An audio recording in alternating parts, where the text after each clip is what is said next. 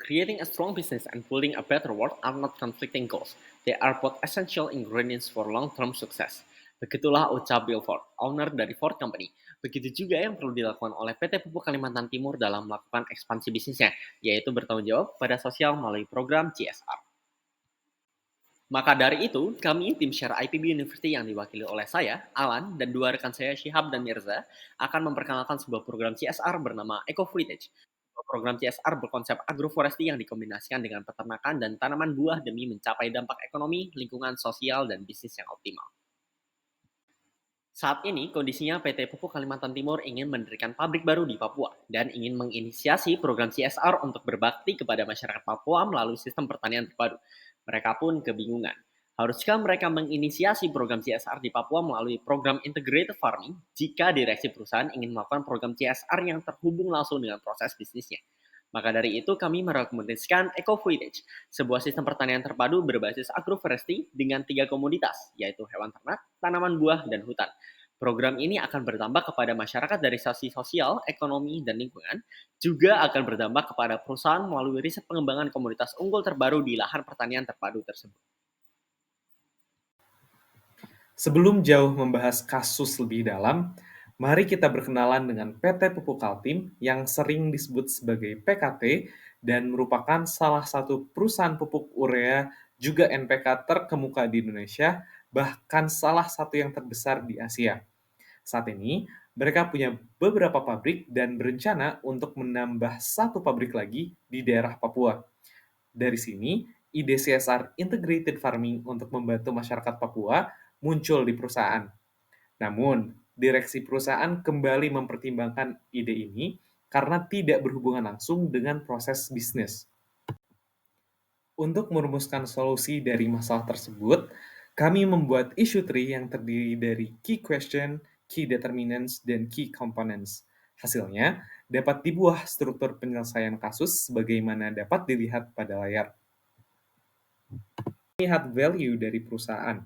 Hasilnya, visi dan misi perusahaan poin 2, 3, 4, dan juga 5 sejalan dengan ide integrated farming di Papua.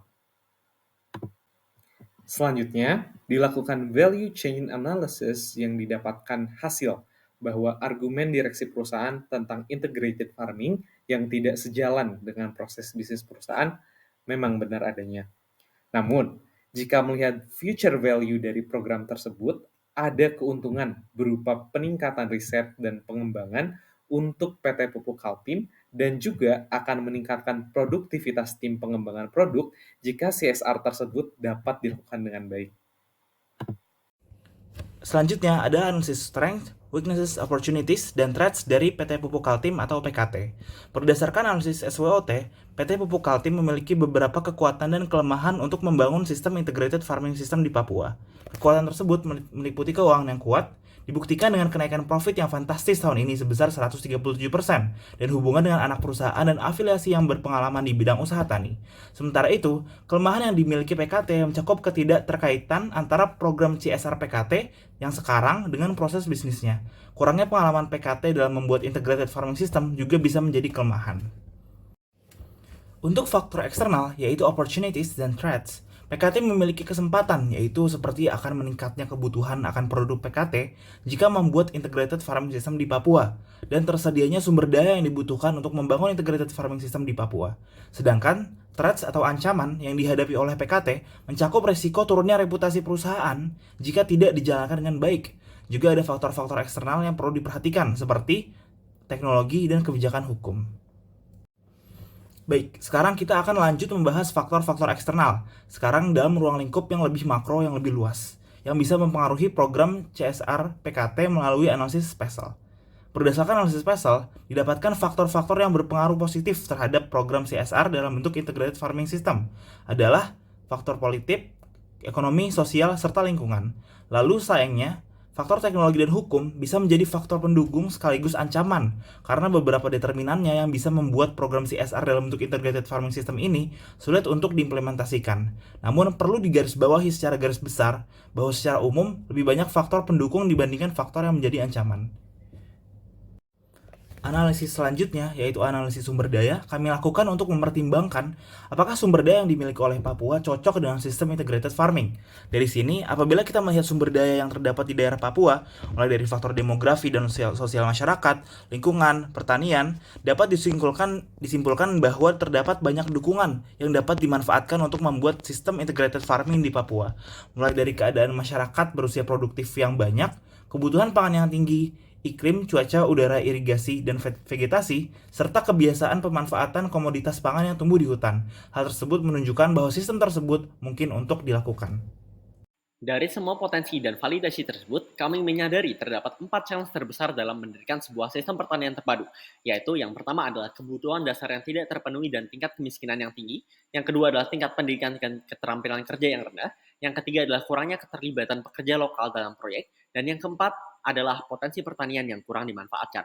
Lalu dengan matris prioritas, kami mendapatkan kesimpulan bahwa kebutuhan dasar yang tidak terpenuhi dan tingkat kemiskinan yang tinggi merupakan permasalahan nomor 1 yang harus segera diselesaikan. Maka dari itu kami mengusulkan Eco-Footage, sebuah pendekatan agroforestry sebagai solusi menggunakan kombinasi antara pohon hutan, tanaman buah, dan hewan ternak. Pendekatan ini mampu untuk memanfaatkan karakteristik sumber daya alam pertanian di Papua untuk mendiversifikasi sumber pendapatan petani, meningkatkan pendapatan, meningkatkan ketahanan pangan serta keuangan, dan secara bertahap mengentaskan kemiskinan. Tentu saja, rekomendasi ini merupakan rekomendasi dengan penuh kehati-hatian. Kami menggunakan kerangka critical success factor untuk menentukan berbagai model sistem pertanian terpadu yang ada, lalu memberikan prioritas berdasarkan permintaan market, kemampuan adaptasi masyarakat lokal, dan 7 faktor lainnya berdasarkan riset dan studi yang ada. Eco-Footage bertujuan untuk meningkatkan ketahanan pangan melalui diversifikasi pertanian, meningkatkan pendapatan petani melalui budidaya tanaman bernilai tinggi, dan berkontribusi pada mitigasi perubahan iklim melalui penyerapan emisi karbon. Program ini memiliki berbagai dampak positif, yaitu pada sektor lingkungan, sosial, ekonomi, iklim, dan bisnis. Dari dampak lingkungan, program ini mampu untuk memulihkan lahan terdegradasi, melestarikan keanekaragaman hayati, dan meningkatkan kesehatan tanah. Dari dampak bisnis, program ini mampu untuk dijadikan sarana riset dan pengembangan komoditas unggul PT Pupuk Kalimantan Timur. Dan masih terdapat 3 dampak lainnya, yaitu dampak sosial, ekonomi, dan iklim yang dapat dibaca pada slide sebelah kanan. Dalam eksekusi program Eco-Footage, tentu dibutuhkan rencana yang matang agar program dapat berjalan dengan efektif. Berikut adalah timeline implementasi Eco-Footage dari tahap awal inisiasi program sampai tahap akhir yang diiringi oleh monitoring dan implementasi setiap 2 kuartal. Berikut juga dicantumkan proyeksi biaya yang dibutuhkan untuk program Eco-Footage dengan nominal initial investment sebesar 6.300 juta rupiah yang kami anggap sangat visible untuk diinvestasikan mengingat profit perusahaan di tahun 2022 yang berkali-kali lipat dari tahun sebelumnya. Kemudian, kami juga memitigasi kemungkinan risiko yang ada, seperti risiko perubahan iklim yang bisa dimitigasi dengan pemilihan jenis tanaman dan bibit yang kuat serta mudah beradaptasi.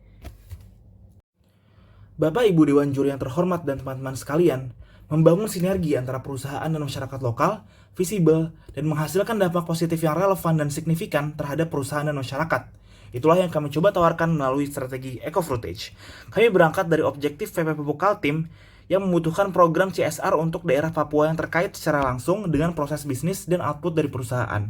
Kemudian, kami menemukan tantangan dalam mengimplementasikan program CSR Integrated Farming untuk membantu menyelesaikan masalah paling urgent di Papua, yaitu kebutuhan dasar yang tidak terpenuhi dan kemiskinan.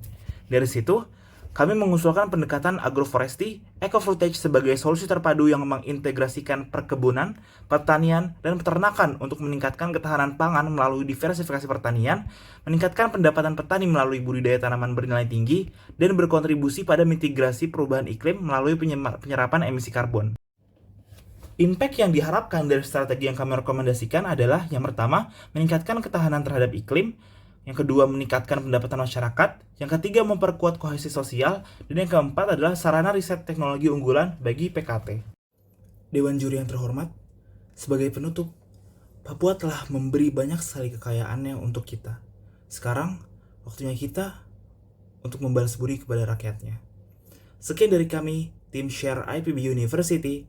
Terima kasih atas perhatiannya. Wassalamualaikum warahmatullahi wabarakatuh.